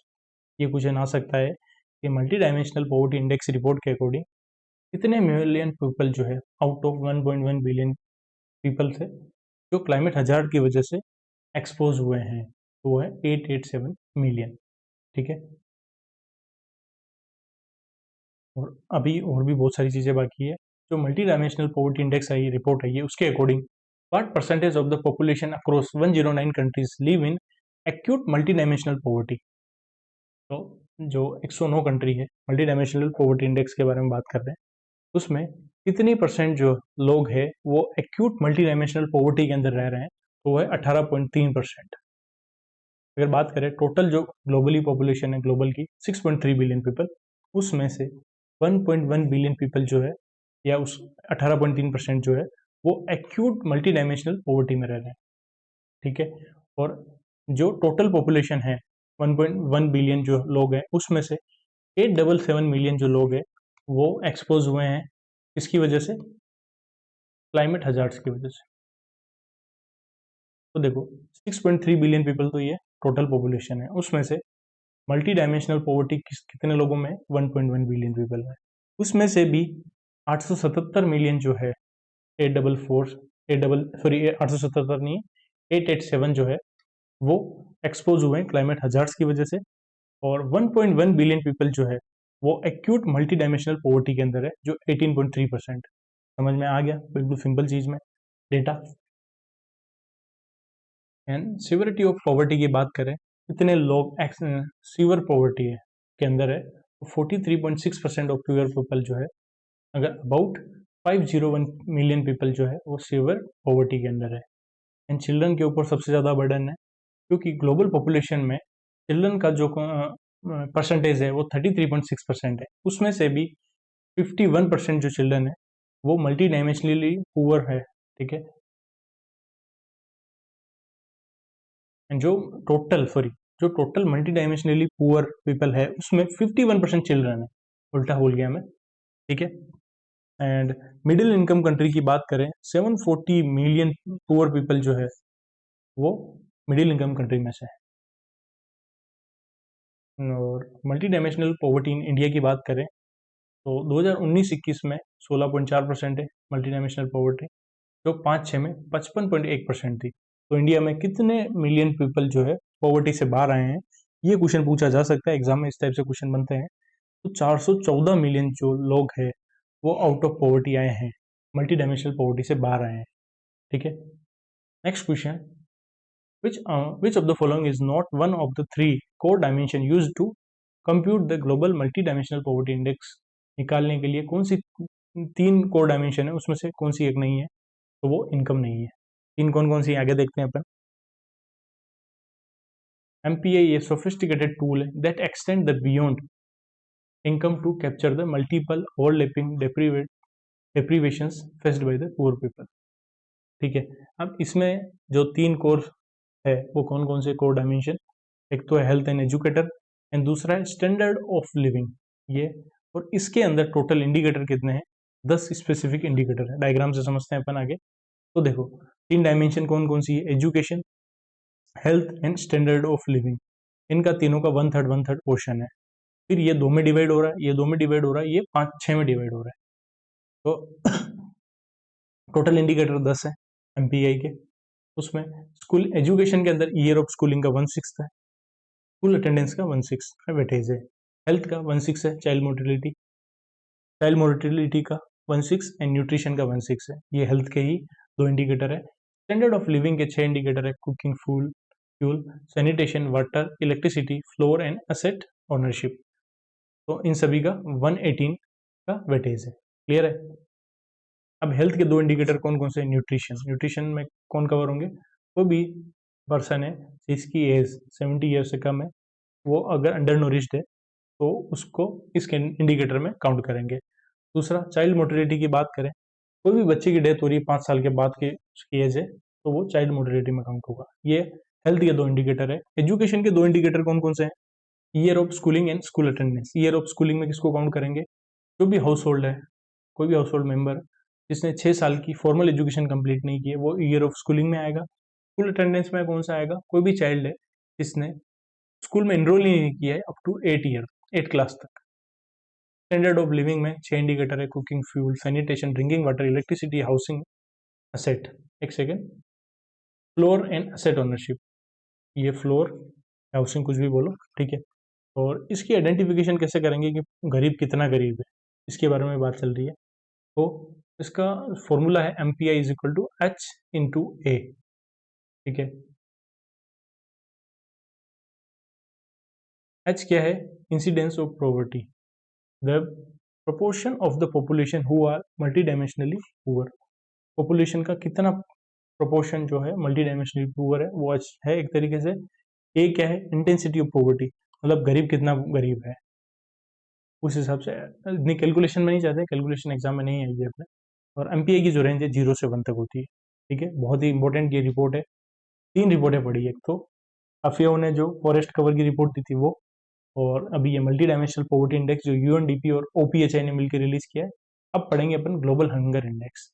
और कौन पब्लिश करता है? वो पब्लिश करता है concern world wide and wealth hunger health, option number C। और ये बात करता है सस्टेनेबल डेवलपमेंट गोल 2 अचीव करने को, जीरो हंगर अचीव करने को, ठीक है। एंड जो ग्लोबल हंगर इंडेक्स है, इसका स्कोर अगर वर्ल्ड कंट्री वाइज बात करें तो वो कितना है? 18.3 है 2025 में, जो 2016 से बहुत ही कम इम्प्रूव हुआ है।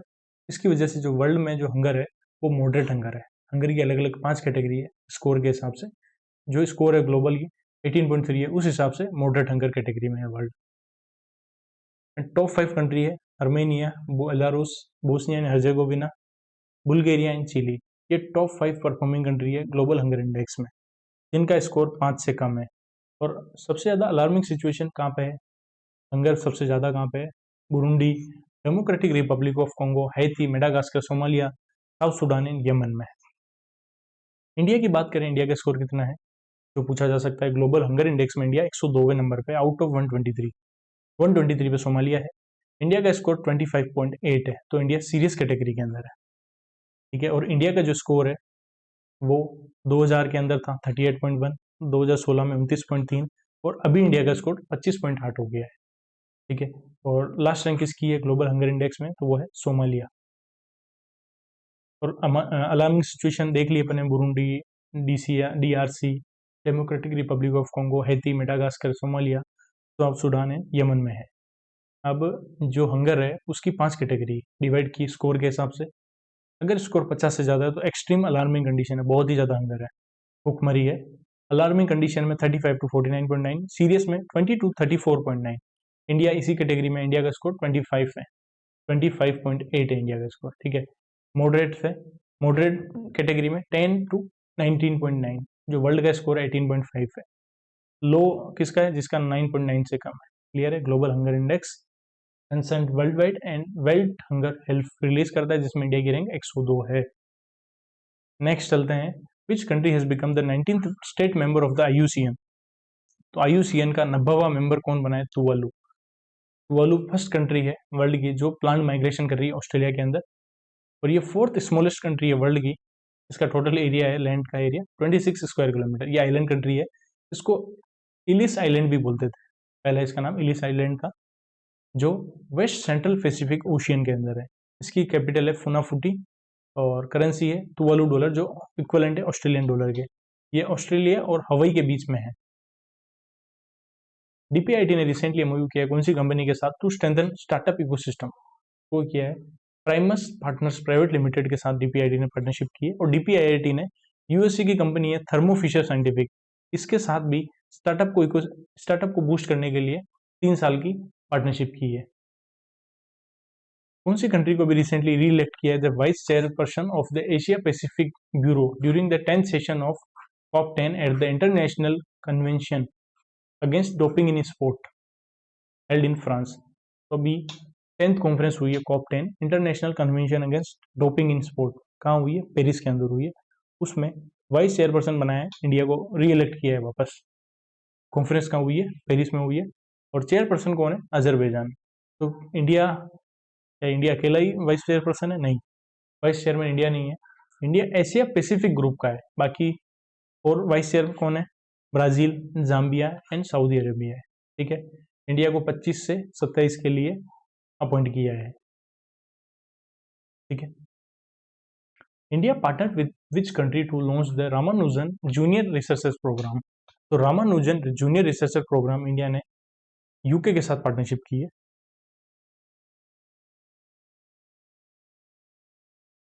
और Ramanujan award, sir Ramanujan award किसको मिला है? अमेरिका के अलेक्जेंडर स्मिथ को मिला है, $10,000 कैश प्राइज। एंड कियर स्टारमर जो प्राइम मिनिस्टर है, इनको लिविंग ब्रिज अवार्ड मिला है, लिविंग ब्रिज अवार्ड मिला है। ठीक है, तो इंडिया और यूके ने पार्टनरशिप की to launch Ramanujan junior researcher programme, which organization in partnership with Government of India unveiled a set of AI playbooks for small and medium enterprise and agriculture sector along with an AI sandbox white paper aimed at driving responsible and inclusive AI adoption across। India में AI का adoption बढ़ाने के लिए अभी कौन सी organisation ने government of India के साथ पार्टनरशिप करके AI प्लेबुक लॉन्च की है स्मॉल एंड मीडियम एंटरप्राइज के लिए एंड एग्रीकल्चर सेक्टर के लिए AI sandbox white paper launch किया है। तो वो किया है वर्ल्ड इकोनॉमिक फोरम ने, जिसका हेडक्वार्टर कोलोनी जेनेवा स्विट्जरलैंड में, और ये डेवलप किया है with the support of Boston consulting groups के साथ मिलकर डेवलप किया है। कौन सी कंट्री ने डिप्लॉय किए हैं यूनमो 5 मिसाइल? यूनमो 5 मिसाइल जो है by the end of this year तो कौन सी कंट्री डिप्लॉय करेगी? तो वो है साउथ कोरिया। ठीक है, जिसकी रेंज 600 किलोमीटर से 5000 किलोमीटर तक रहेगी। एंड जो अभी फॉरेस्ट रिपोर्ट आई थी उसमें सबसे ज़्यादा फॉरेस्ट एरिया रशिया के पास था, नंबर 2 पे ब्राज़ील था, एंड नंबर 3 पे कनाडा, नंबर 4 पे यूएसए, एंड 5 पे China, and India 9th number पे था। As per the recently released report Mega Hubs 2020-25, which of the following airport has topped the list, offering more than 59,000 potential connection to 2 to 6 destination on its busiest day?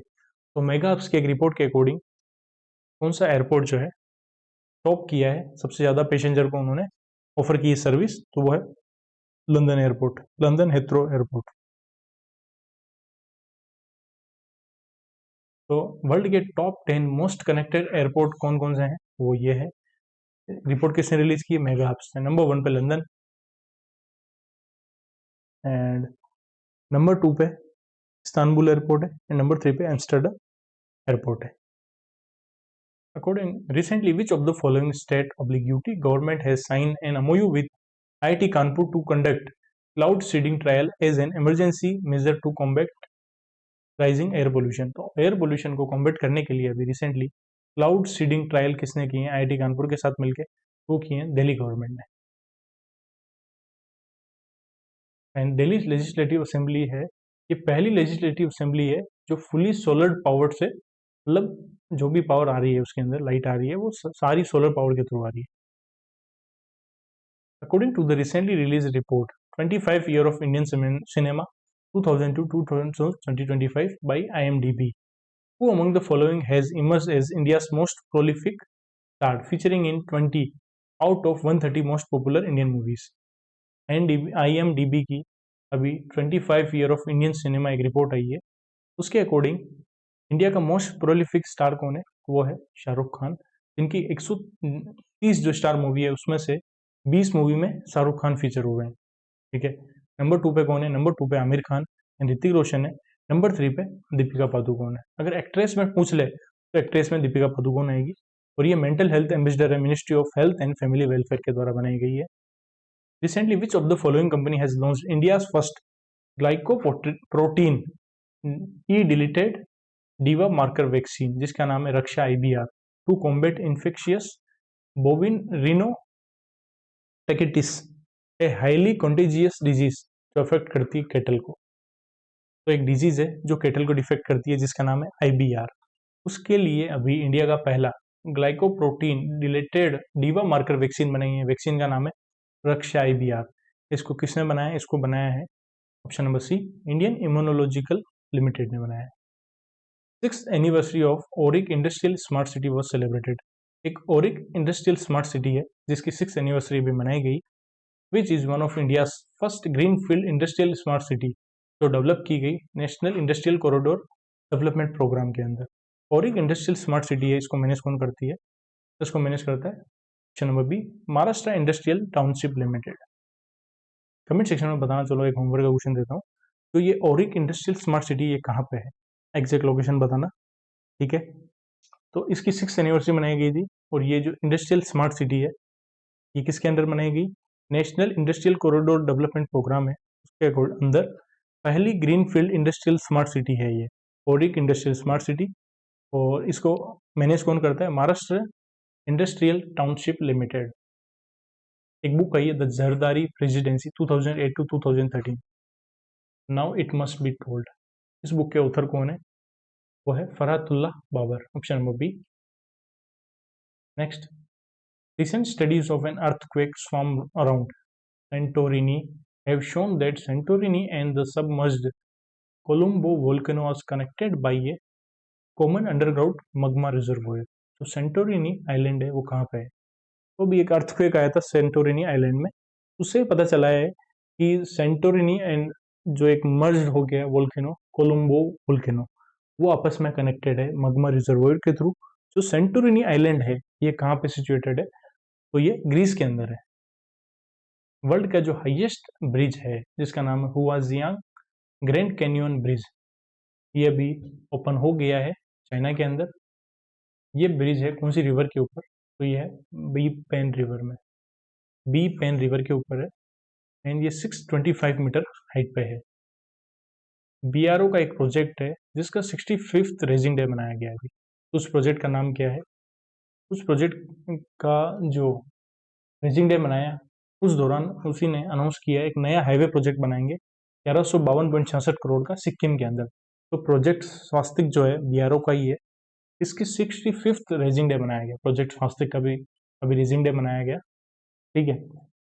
और उसी दिन ये announcement की है कि एक नया हाईवे बनेगा सिक्किम के अंदर 1152.66 करोड़ के इन्वेस्टमेंट के साथ, और ये हाईवे बनेगा वेस्टर्न सिक्किम के अंदर, national highway 310 A and 310 AG के ऊपर। Tej Pratap Yadav has unveiled its new political party Janshakti Janata Dal ahead of Bihar assembly election. Bihar में असेंबली इलेक्शन हो रहे हैं, उससे पहले अभी तेज प्रताप यादव ने अपनी नई पार्टी अनवील की है, जिसका नाम है जनशक्ति जनता दल, ठीक है। इस पार्टी का इलेक्शन क्या है? वो है ब्लैक बोर्ड। कमेंट सेक्शन में बताना बिहार असेंबली इलेक्शन में टोटल सीट कितनी है, ठीक है। ब्लैक बोर्ड इसका सिंबल है जनशक्ति जनता दल का।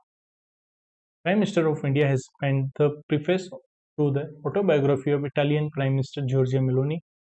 तो जॉर्जिया मेलोनी जी की जो ऑटोबायोग्राफी उसका नाम बताओ। तो वो है ऑप्शन नंबर है I am Giorgia, my roots my principle. Prime Minister of India has recently released a commemorative postage stamp and coin as a part of centenary celebration of RSS। तो राष्ट्रीय स्वयंसेवक संघ जो है उसका 100 साल कंप्लीट हो गए हैं, तो उसके लिए अभी मोदी जी ने एक कमेमोरेटिव पोस्टेज स्टैम्प और कॉइन रिलीज किया है, ठीक है। कमेंट सेक्शन में बताना कॉइन कितने रुपए का कॉइन रिलीज किया है, ठीक है। तो आरएसएस को नागपुर में किसने फाउंड किया था, ये क्वेश्चन है। वो किया option number C, Keshav Baliram ji. Doctor Keshav Baliram ji ने आरएसएस को फाउंड किया है। अब कुछ बैंकिंग अवेयरनेस के क्वेश्चन है 40-50, वो भी देख लेते हैं, थोड़ा सा ब्रेक लेते हैं।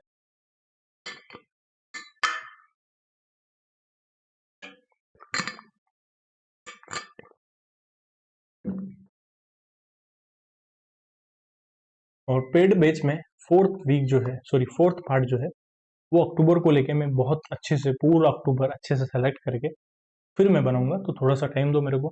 थर्ड पार्ट आज अपलोड किया है मैंने पीडीएफ, तो कल थर्ड पार्ट की वीडियो भी मैं अपलोड कर दूंगा। और पहले अपना टारगेट है अक्टूबर का 5th वीक करना, अक्टूबर की बैंकिंग अवेयरनेस करना, एंड देन अक्टूबर का जो फोर्थ पार्ट है पेड बेस में वो करना, और फिर गवर्नमेंट स्कीम करनी। तो ये मैं करवा दूंगा आप लोगों को, डोंट वरी, जल्दी से जल्दी। मेन मेरा काम इन्हीं के ऊपर चल रहा है, इसलिए डेली क्लासेस बंद है। मेन फोकस एग्जाम जब आ जाए तो एग्जाम पे फोकस करना बेटर है। चलते हैं पहले क्वेश्चन के ऊपर। What is the tenure of the tier 2 bonds that are issued by SBI to raise 7,500 crore with pricing expected above 7% coupon rate. Coupon rate मतलब इंटरेस्ट रेट। तो जो एसबीआई का टीयर 2 बॉन्ड है उससे कितना पैसा रेज कर रहा है एसबीआई? 7,500 करोड़, ठीक है। उसका टेन्योर कितना है? टेन्योर है 10 साल, ठीक है। नॉट इंपॉर्टेंट क्वेश्चन, बट देख लो एसबीआई का है, इंपॉर्टेंट नहीं है ये एग्जाम पॉइंट ऑफ व्यू से, इसमें क्वेश्चन पूछने के चांसेस बहुत कम है। नेक्स्ट क्वेश्चन इंपॉर्टेंट है। आरबीआई ने अनाउंस किया है that it would be transitioning from a flat rate premium system to a risk based premium model for deposit insurance. What is the cap for new premiums charge under the new system? तो 100 rupees per पैसा वाला जो flat rate system था ठीक है, उससे RBI जो है अभी शिफ्ट हो रहा है, किसके ऊपर शिफ्ट हो रहा है, रिस्क बेस्ड प्रीमियम लेगा अभी, क्योंकि डीएसीजीसी क्या करती है, 5 लाख का इंश्योरेंस सभी को देती है, चाहे बैंक कितना ही रिस्की हो, सभी के लिए सेम है ना। ठीक है, तो जो चार्ज है वो 12 रुपए पर 100 रुपीज के हिसाब से ये फ्लैट प्रीमियम रेट थी। यहाँ क्वेश्चन में थोड़ी सी गड़बड़ी हुई है फ्रेमिंग में, पहले रेट थी ये, ठीक है। अभी कोई प्रॉपर चीज नहीं बताइए कि किसके ऊपर रहेगा, बट ये बताया कि रिस्क बेस्ड प्रीमियम लेगा। पहले लेता था, फ्लैट सिस्टम था, 12 पैसे लेता था पर 100 रुपीज के ऊपर, ठीक है। और डीएसीजीसी के ऊपर अगर आपने कोई क्लेम किया है कि आपका कोई बैंक डूब गया है, ठीक है, तो आपका 5 लाख का इंश्योरेंस मिलेगा। उसके लिए एक पोर्टल बनाया था डीआईसीजीसी ने, दावा सूचक, क्लेम को ट्रैक करने के लिए, दावा सूचक। क्वेश्चन नंबर 3, एलआईसी की होल्डिंग कितनी है डॉक्टर रेड्डीज लेबोरेटरी में? वो है 10.26%। पहले थी 8.21%, जो बढ़ के 10.26% हो गई है। कमेंट सेक्शन में एलआईसी का बैंक ऑफ महाराष्ट्र में स्टेक कितना हो गया है वो बताना। Which quick commerce startup raised $450 million in funding round? उसकी वजह से इसकी जो वैल्यूशन है $7 बिलियन हो गई है, तो वो है जेप्टो। जेप्टो के सीईओ एंड को फाउंडर है Aditya Palicha. Which company launched India's first e rupee voucher issuance stack for business? तो कोटोपे ने लॉन्च किया है इंडिया का पहला e rupee voucher issuance system for business के लिए। डिजिटल रूपी और e rupee is a CBDC, India CBDC. What is the interest payable on the wallet balance? तो कोई इंटरेस्ट नहीं मिलेगा सीबीडीसी के ऊपर आपको। सीबीडीसी क्या एक लीगल टेंडर है जो सेक्शन 26 ऑफ आरबीआई एक्ट 1934 के अंदर रिलीज किया गया, ठीक है। और ये नॉर्मल करेंसी एक तरीके से लीगल टेंडर के द्वारा रिलीज की गई है, बट इसमें कोई इंटरेस्ट नहीं मिलेगा आपको। और जो सीबीडीसी का वॉलेट है ये 15 बैंक ऑफर करते हैं। एक होती है रिटेल सीबीडीसी, एक होती है होलसेल सीबीडीसी। रिटेल सीबीडीसी अपने जैसे नॉर्मल पर्सन टू पर्सन के लिए, पीयर टू पीयर यूज करने के लिए। एंड होलसेल सीबीडीसी जो है, जो भी रेगुलेटेड बड़ी बड़ी एंटिटी है जिनका इंटर बैंक सेटलमेंट करना है, उसके लिए होलसेल सीबीडीसी है। और होलसेल सीबीडीसी के लिए 14 पार्टिसिपेंट बैंक है। What is the maximum collateral free loan amount proposed per borrower under the new credit cover scheme for MSME exporter? तो जो भी MSME एक्सपोर्टर है उनके लिए जो नई क्रेडिट कवर स्कीम आई है उसके according maximum collateral free loan amount कितनी है, वो है 20 करोड़ रुपए, ठीक है। एक सेकंड, कॉलिंग। ओके, नेक्स्ट चलते हैं अपन। तो कितना maximum collateral free loan amount है MSME एक्सपोर्टर के लिए? 20 crore. This new scheme exporter could be on the line of the common mutual credit guarantee scheme for MSME launched earlier this year for the manufacturing sector. Manufacturing sector के लिए एक scheme launch की थी, mutual credit guarantee scheme for MSME. उसी के साथ ये scheme एक तरीके से काम करेगी। जो एमसीएचएस स्कीम है ये जनवरी 2025 में लॉन्च की थी, जो प्रोवाइड करेगी 60% guarantee coverage by national credit guarantee trustees company limited to a member lending institution for credit facilities up to 100 crore rupees to eligible MSME for the purchase of equipment और machinery. तो manufacturing sector के लिए अभी mutual credit guarantee scheme launch की थी जनवरी में। उसमें यह बोला था कि 60% गारंटी कवरेज मिलेगा जो भी एनसीजीसीटीसी की मेंबर लेंडिंग इंस्टीट्यूशन को, उनको for credit facility of up to 100 crore to eligible MSME. जो भी एमएसएमई 100 करोड़ तक का लोन लेगी, कोई भी प्लांट या मशीनरी इक्विपमेंट खरीद रही है, उसके लिए गारंटी कवरेज कितनी देगी? 60% कौन देगी? एनसीजीसीटी से, ठीक है। द गारंटी, और उसमें अब फ्रंट कॉन्ट्रीब्यूशन कितना है? 5% है। लोन अमाउंट का 5% कौन देगा? जो भी कंपनी है वो देगी। The guarantee fee on loan under the scheme is nil during the year of sanction. जब लोन सेंक्शन होगा उस साल गारंटी फी नहीं लेंगे कोई भी। नेक्स्ट 3 ईयर के लिए 1.5% गारंटी फी लेंगे लोन अमाउंट की, एंड फिर उसके बाद 1% लेंगे आउटस्टैंडिंग की। The new credit guarantee scheme for export oriented MSME will be managed. जो अभी नई स्कीम की बात कर रहे हैं, जो नई स्कीम आई है उसके बारे में बात कर रहे हैं। पहले अपन बात कर रहे थे जो मैन्युफैक्चरिंग सेक्टर के लिए आई थी उसके बारे में। नई स्कीम जो आई है उसको मैनेज कौन करेगा? National credit guarantee trustees company limited, ठीक है। और बजट में अनाउंस किया गया कि कोलेट्रल फ्री जो टर्म लोन मिलेगा वो 20 करोड़ तक का मिलेगा जो भी एमएसएमई के एक्सपोर्टर है उनको। And micro and small enterprise के जो भी माइक्रो एंड स्मॉल एंटरप्राइज है उनको गारंटी कवर मिलेगा 95% of the loan amount, and medium enterprise को मिलेगा guarantee cover 75%. Okay, which financial center is not among the top 5 in the 38th global financial center index released in October by China Development Institute and ZN partner.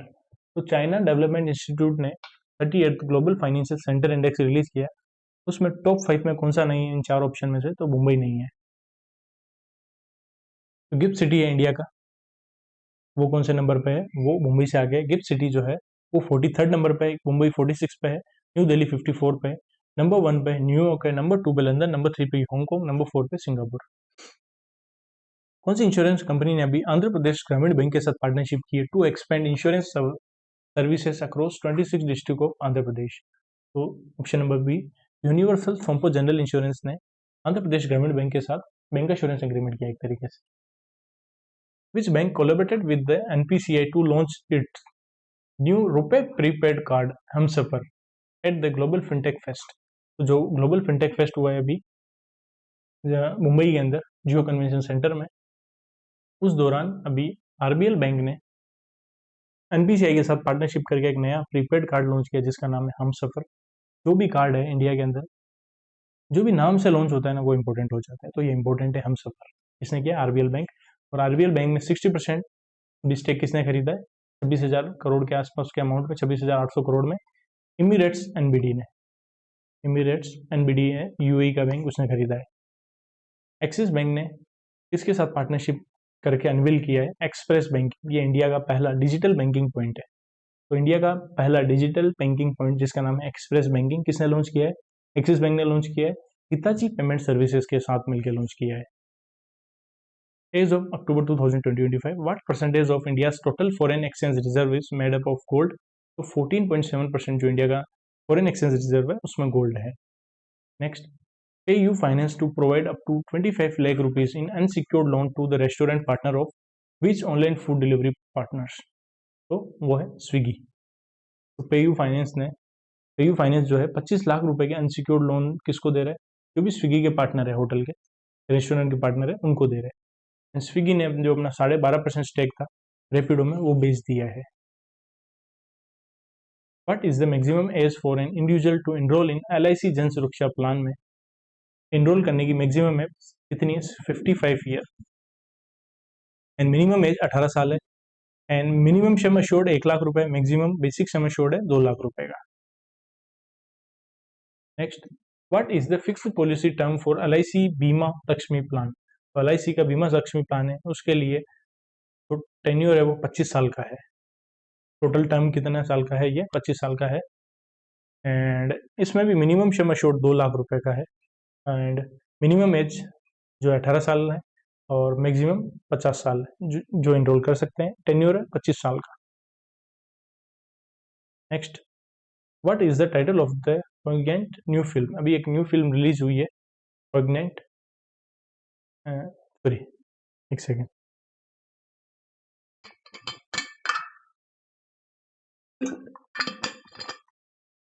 Okay. Equitas small finance bank ने अभी एक नई film release की है. उसका title क्या है? उसका टाइटल है hope and healing together against cancer. और इन्होंने जो ब्रेस्ट कैंसर अवेयरनेस मंथ है, अक्टूबर को ब्रेस्ट कैंसर अवेयरनेस मंथ बोला जाता है, उसी मंथ के दौरान कैंसर के अगेंस्ट वर्क करने के लिए hope and healing together against cancer एक फिल्म रिलीज की है इक्विटस स्मॉल फाइनेंस बैंक ने. Which small finance bank partner with the Getepay to deploy its next generation payment switch Vega? तो ESAF small finance bank ने अभी गेटपे के साथ partnership करके next generation payment switch launch किया जिसका नाम है वेगा. ओके, और अभी पढ़ा था इक्विटस स्मॉल फाइनेंस बैंक ने एक कैंसर के लिए एक फिल्म बनी है होप एंड हीलिंग. कौन से फाइनेंशियल प्लेटफॉर्म ने लॉन्च किया है इंडिया का पहला यूपीआई एक्सक्लूसिवली फॉर वुमेन जिसका नाम है लेमपे? तो लक्ष्मी ने, LXME ने इंडिया का एक यूपीआई सर्विस लॉन्च की है जो ओनली वुमेन के लिए है जिसका नाम है लेमपे. तो ये किसने लॉन्च किया? LXME, लक्ष्मी बोलो, ठीक है. Which global insurer and asset management company appointed Ritu Arora as a country head for India? तो अलियंस ग्रुप जो है उसके इंडिया के लिए जो हेड बने वो कौन है? Ritu Arora. Which fintech company unveiled India's first unified corporate card ecosystem for businesses, तो ये एनकैश ENKASH इसने अनवील किया इंडिया का पहला यूनिफाइड कॉर्पोरेट कार्ड सिस्टम, जो बिजनेसेस है उनके लिए unified corporate card ecosystem launch किया है। Next, which bank is funding a new cancer care facility eight Tata memorial centre in Navi Mumbai, very very important. तो टाटा मेमोरियल सेंटर है नवी मुंबई में, वहां पे एक नई कैंसर की फैसिलिटी के लिए ICICI बैंक ने 625 करोड़ रुपए दिए हैं। केवल ये मुंबई की बात कर रहा हूँ, टोटल 3 जगह पे बनेगा ये कैंसर की फैसिलिटी, उसके लिए टोटल 1800 करोड़ रुपए दिए हैं। कहाँ कहाँ बनेगा? नवी मुंबई, मुल्लापुर एंड विशाखापट्टनम। मुल्लापुर पंजाब, विशाखापट्टनम आंध्र प्रदेश। उसके लिए टोटल 1800 करोड़ रुपए की कमिटमेंट की ICICI बैंक ने through it's CSR initiative, corporate social responsibility initiative. Mercer CFA institute के द्वारा भी ग्लोबल पेंशन इंडेक्स आया, उसमें इंडिया की रैंक 52nd है। टॉप किया है नीदरलैंड ने, नंबर 2 पे आइसलैंड, नंबर 3 पे डेनमार्क, 4 पे सिंगापुर, 5 पे इसराइल। एशिया से टॉप किया सिंगापुर ने। इंडिया डी कैटेगरी में है, इंडिया डी ग्रेड में है, इंडिया की रैंक 52 है। इंडिया के साथ कौन कौन से, ये भी पूछा जा सकता है। इंडिया वाले ग्रुप में टर्की, फिलीपींस एंड अर्जेंटीना है। टर्की, फिलीपींस एंड अर्जेंटीना और फिर इंडिया है। इंडिया का स्कोर कितना है? 43.8, तो इंडिया 52nd नंबर पे है। अपने ग्रुप में इंडिया लास्ट में है। HSBC holding partnered with which fintech company to launch a first of its kind acquiring platform digital first for global merchant। तो HSBC होल्डिंग ने जूस पे के साथ मिलकर लॉन्च किया है acquiring platform digital first.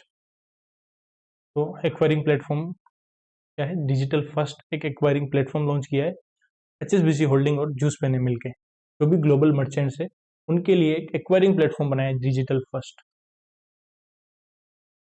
Who has been recently appointed as the president of National Real Estate Development Council under Ministry of Housing and Urban Affairs के under आता है, उसका प्रेसिडेंट बनाया है प्रवीण जैन को, एंड चेयरमैन किसको बनाया है?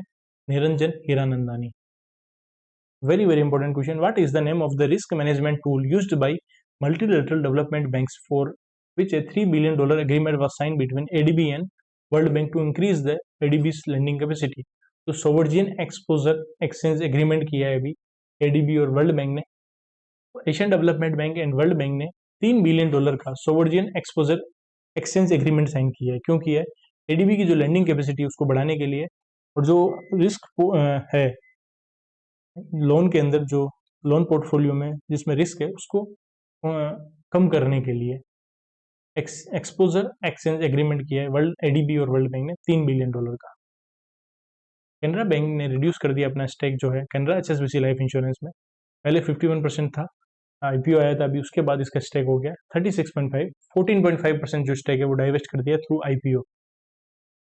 According to the RBI data, outward remittance for education so what percentage dip in August. जो 8 ईयर लो है तो वो है 24% डिप आया है जो आउटवर्ड रेमिटेंस है उसके अंदर। आउटवर्ड जो लीगलाइज रेमिटेंस स्कीम है उसके अंदर जो स्टडीज के लिए जो भी पैसा भेजते हैं वो अगस्त 2025 में $0.32 बिलियन है, जो अगस्त 2024 में $0.42 बिलियन था। तो कितना कम हुआ है? 24%। और अगर ओवरऑल आउटवर्ड रेमिटेंस की बात करें अगस्त 2024 से कंपेयर करें तो वो कितना गिरा है? वो गिरा है 17.7%। ओवरऑल अगस्त 2025 में 2.64 बिलियन डॉलर, जो 2024 में था 3.21 बिलियन डॉलर, तो 17.7% की गिरावट हुई है। जो लिबरलाइज रेमिटेंस स्कीम है ये सभी रेजिडेंट, इंडिविजुअल एंड माइनर के लिए भी है। इसकी मैक्सिमम लिमिट है $2.5 लाख पर फाइनेंशियल ईयर, ठीक है। और इसका यूज क्या है? एजुकेशन, ट्रेवल, मेडिकल ट्रीटमेंट और investment in foreign security and purchase of property, इन सभी के लिए इसका यूज है। इसमें नहीं खरीद सकते, अगर आपको लॉटरी का टिकट खरीदना है तो आप इसका यूज नहीं कर सकते। और ये फेमा एक्ट का पार्ट है, इसको 2004 में RBI ने लॉन्च किया था। Which bank has partnered with the एगस्ट federal life insurance company limited for a small and medium enterprise bankers tie up to provide life insurance solution across India. तो ये किया है CSB बैंक लिमिटेड ने अभी एगस्ट federal life insurance के साथ partnership की है। नेक्स्ट क्वेश्चन, 4th अभी ग्लोबल फिनटेक अवार्ड अनाउंस हुए हैं, ठीक है, ग्लोबल फिनटेक फेस्ट के दौरान at the Jio world centre Mumbai के अंदर। Which organisation got the best digital banking platform award. तो बेस्ट डिजिटल बैंकिंग प्लेटफॉर्म का अवार्ड मिला है रेजर पे को। तो देखो बेस्ट क्रॉस बॉर्डर सोल्यूशन मिला है वाइस को। बेस्ट डिजिटल बैंकिंग प्लेटफॉर्म का अवार्ड मिला है रेजर पे को। बेस्ट ग्रीन बैंकिंग इनिशिएटिव मिला है आईडीएफसी फर्स्ट बैंक को। Fintech startup of the year है Yubi. Okay, and fintech person of the year है Upasana Thakur. And fintech person ये फीमेल है। मेल ऑफ द ईयर कौन है? यशिश दहिया, जो पीबी फिनटेक के चेयरमैन है। And best lending solution BharatPe. Best insurance tech solution CMS insurance. Best fintech investor PayU. ठीक है, बहुत सारे हैं जो जो मैंने मार्क किए हैं वो तो याद रखने हैं। इमिरेट्स एनबीडी ने अभी कितना परसेंट स्टेक खरीदा है आरबीएल बैंक में? 26,850 करोड़ में। अभी मैंने बता दिया था 60% स्टेक खरीदा है। Which bank launched a RuPay card for India's new to credit population Novio secured credit card in collaboration with Credilio. तो क्रेडिलियो के साथ डीसीबी बैंक ने मिलकर एक Novio secured credit card launch किया है। यूपीआई की जो ट्रांजेक्शन है, कितनी वैल्यू के ट्रांजेक्शन हो रहे हैं अक्टूबर 2025 में? तो 94,000 करोड़ रुपए के एवरेज डेली यूपीआई के ट्रांजेक्शन हो रहे हैं। ये अक्टूबर के डेटा के अकॉर्डिंग है। अभी सेबी ने एक ग्रुप बनाया है, एक कमेटी बनाई है। वो ग्रुप ये बारे में बात कर रहा है कि जो भी ट्रांजेक्शन फीस है क्लियरिंग कॉरपोरेशन की वो बढ़नी चाहिए। तो उस कमेटी के हेड है आर एस गांधी। जो ट्रांजेक्शन फीस जो है और क्लियरिंग कॉरपोरेशन के लिए वो इंक्रीज होनी चाहिए। तो उस कमेटी के हेड है आर एस गांधी। एक कमेटी बनाई सेबी ने। Very very important question. Harbinger 2025 अभी एक हैकाथन लॉन्च किया आरबीआई ने। इन चार में से कौन सी प्रॉब्लम स्टेटमेंट नहीं है जो हार्बिंगर के अंदर है? तो वो है option number C, real time fraud detection. तो आरबीआई क्या करता है? इनवाइट करता है एंटिटीज और इंडिविजुअल को to develop solution using technology and innovative approach under the 3 problem statement. इस बार 3 प्रॉब्लम कौन कौन सी प्रॉब्लम के लिए आरबीआई ने इंडिविजुअल और एंटिटी को बुलाया कि इनके हमको सोल्यूशन दो? तो वो प्रॉब्लम का नाम याद रखना है, tokenise KYC, offline CBDC and enhancing trust. ठीक है, अब टोकनाइज केवाईसी क्या है? Solution that use tokenisation to protect customer identity. तो कस्टमर की आइडेंटिटी प्रोटेक्ट हो उसके लिए टोकनाइज केवाईसी का सोल्यूशन दो। एंड ऑफलाइन सीबीडीसी को कैसे यूज करें उसका एक मॉडल तैयार करके दो। एंड इनहेंसिंग ट्रस्ट, लोगों का जो डिजिटल फाइनेंशियल सिस्टम है उस पर ट्रस्ट और बढ़े टेक्नोलॉजी को लेके। ये 3 चीजें दी है प्रॉब्लम के रूप में। तो आरबीआई का 4th ग्लोबल हैकाथन लॉन्च किया harbinger 2025 innovation for transformation to build secure financial solution protecting customer identity. इसकी थीम है secure banking powered by identity integrity and inclusivity. 3 theme देख लिया आपने। एंड जो भी इंडिविजुअल और टीम है किनको अनाउंस किनको बुलाया जाता है, कौन एलिजिबल है? जिनकी एज 18 साल या उससे ज़्यादा की है वो एलिजिबल है। प्राइज मनी 40 लाख रुपए मिलेंगे विनिंग टीम को, रनर अप को 20 लाख मिलेंगे और स्पेशल प्राइज मिलेगा जो ऑल वुमेन टीम है बेस्ट, उसको 20 लाख रुपए मिलेंगे। एंड ईच सेलेक्टेड टीम को 5 लाख रुपए की फाइनेंशियल असिस्टेंस देता है RBI to develop working prototype.